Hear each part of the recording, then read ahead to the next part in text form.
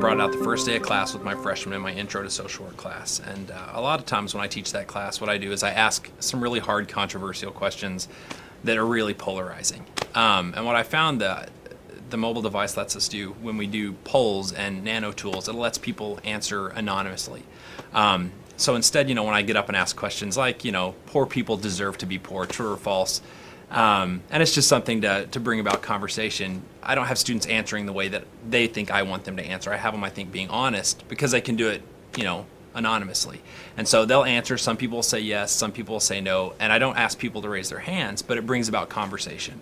Once we get into class and I can say, this student, you said this after you got out of that church service, let's talk about that. Who else felt that way? Whereas if they were to go home and have to, and write it 2 or 3 days later, they're not going to remember exactly how they felt because more than likely they're not taking notes. Whereas, if they walk out the door, get in their car, and they can immediately record it on their mobile device, that can bring a lot better conversation, I think, once we're in class, and we can say, well, this person thought this way, this person thought this way, compare and contrast that. I was at a conference a couple weeks ago in Atlanta, and I was sitting with a bunch of social work faculty from around the country, and they were talking about cell phones in class.